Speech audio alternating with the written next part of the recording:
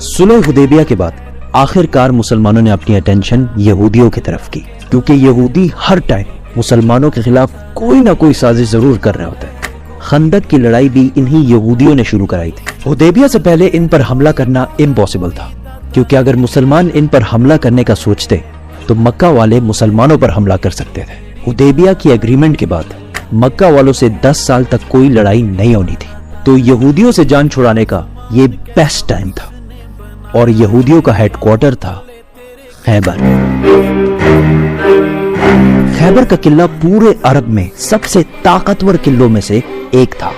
अरब almost सारा ही desert है, लेकिन खैबर में फार्म्स और फ्रूट्स और ये चीजें बहुत ज्यादा थी, जिनको पूरे अरब में एक्सपोर्ट कर दिया जाता, और उससे जितना पैसा बनता था उस सारे को यहूदी इस किले में सेव करके रखते थे, क्योंकि उनको पता था कि खैबर को फतह करना इम्पॉसिबल है। मुसलमानों ने बहुत ही सीक्रेटली खैबर पर हमले की तैयारी शुरू कर दी, लेकिन मदीना के मुनाफिकों ने पहले ही खैबर वालों को बता दिया कि भाई सिर्फ 1500 लोगों की फौज तुम्हारे तरफ आ रही है, और तुम लोग तो वैसे भी बहुत ज्यादा हो, आराम से इनको हरा देना। यहूदियों ने भी इस खबर को बहुत लाइटली लिया।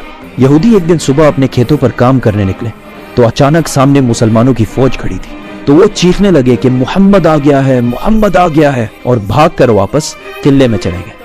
खैबर मदीना से ऑलमोस्ट 150 किलोमीटर दूर है, और अगर आज भी गाड़ी में जाए तो 2-2.5 घंटे लग जाते हैं। और खैबर के इस किले के 2 मेन हिस्से थे, एक हिस्से में 5 बड़े किले और दूसरे हिस्से में 3 किले थे। तो मुसलमानों ने पहला हमला खैबर के इस किले पे किया। पहला किला फतह करने की बहुत कोशिश के बावजूद कोई फायदा नहीं हुआ, तो रसूलुल्लाह सल्लल्लाहु अलैहि वसल्लम ने कहा कि कल मैं एक ऐसे आदमी को झंडा दूंगा, और झंडा देना मतलब एक ऐसे आदमी को लीडर बनाऊंगा जो अल्लाह और उसके रसूल सल्लल्लाहु अलैहि वसल्लम से मोहब्बत करता है, और अल्लाह और उसके रसूल उससे मोहब्बत करते हैं। सारे सहाबी इस उम्मीद में थे कि काश ये झंडा हमें मिल जाए। इवन हजरत उमर रज़ियल्लाहु तआला अन्हु ने कहा कि मैंने कभी भी जिंदगी में लीडरशिप की ख्वाहिश नहीं की सिवाय खैबर के इस दिन की।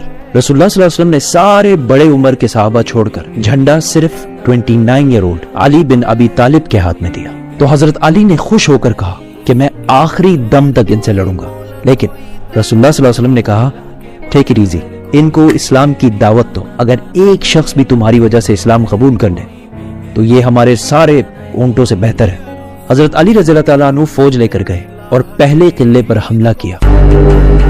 इस किले का जो चीफ था उसका नाम था मरहब, और ये मरहब पूरे अरब में अपनी ताकत की वजह से मशहूर था, मतलब इससे लड़ने का कोई सोच भी नहीं सकता। उसने सामने आकर मुसलमानों को चैलेंज किया, तो हजरत अली रज़ियल्लाहु तआला अन्हु सामने गए और क्वाइट इजीली उसको हरा दिया, जिसकी वजह से इसकी जगह हजरत अली पूरे अरब में एज अ वॉरियर मशहूर हुए। इसी के साथ लड़ाई शुरू हुई और काफी खतरनाक लड़ाई हुई, और यहूदी भी बहुत जोश से लड़ रहे थे, क्योंकि वो भी अहले किताब है, उनके लिए भी जन्नत, शहादत, ये सारे कॉन्सेप्ट्स तो हैं। जंग काफी देर तक चली, लेकिन आखिरकार यहूदी इस किले को खाली करके दूसरे किले में चले गए, और इस तरह खैबर का पहला किला फतह हो गया। 3 दिन तक मुसलमान इस दूसरे किले को फतह नहीं कर सके, क्योंकि अगेन यहूदियों ने बहुत सख्त लड़ाई की, बट आखिर वो ये किला भी छोड़कर 3rd किले की तरफ भाग गए।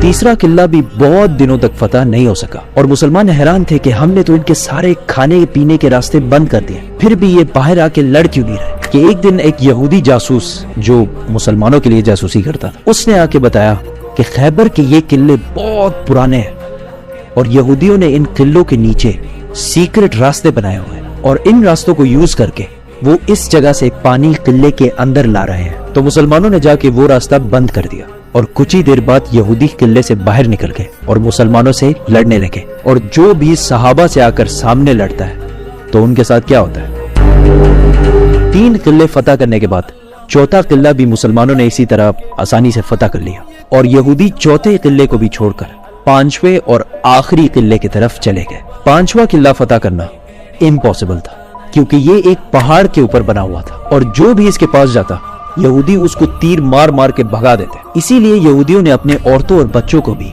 इसी किले में रखा था, और यहूदियों का सारा माल, गोल्ड, सिल्वर, एवरीथिंग, सारा कुछ इसी किले में पड़ा हुआ था। और अगर हिस्ट्री ने हमें एक चीज सिखाई है, वो ये है कि सबसे ज्यादा पैसा हमेशा यहूदियों के पास पड़ा होता है। तो अगेन मुसलमानों ने बहुत कोशिश की इस किले को फतह करने की, बट इट वाज इम्पॉसिबल। यहाँ पे और कोई रास्ता जब नहीं था तो रसूलुल्लाह सल्लल्लाहु अलैहि वसल्लम ने टेक्नोलॉजी का फुल यूज करते हुए रैम्स और कैटapults को सामने किया और यहूदियों पर बमबारी शुरू कर दी और इस किले के दीवारें तोड़ने लगे। और बहुत कोशिश के बाद आखिरकार किले की एक साइड की दीवार गिर गई और ये देखते ही मुसलमानों ने फुल फ्लेज हमला कर दिया और यहूदी औरतों, बच्चों, गोल्ड, सिल्वर सब छोड़ के वहां से किले के दूसरे हिस्से में भाग गए। अब यहाँ पे कुछ हिस्टोरियंस कहते हैं कि आखिरी के 3 किलों ने सरेंडर किया और कुछ कहते हैं कि 2 ने सरेंडर किया और 1 के साथ लड़ाई हुई, but that doesn't matter. Khyber फतह हो गया।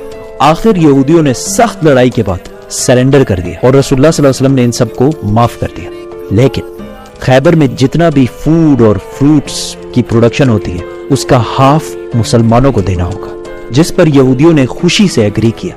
खैबर से मुसलमानों को इतना गोल्ड और इतना पैसा मिला कि ऐसा हो कि आज पाकिस्तान में अचानक तेल डिस्कवर हो जाए और सारा कुछ बदल जाए।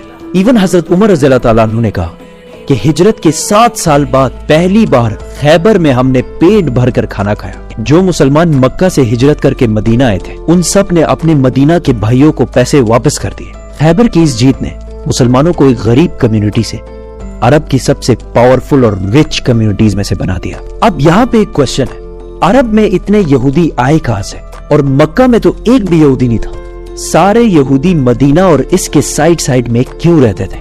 ये 1000 साल पुरानी कहानी है। सब्सक्राइब।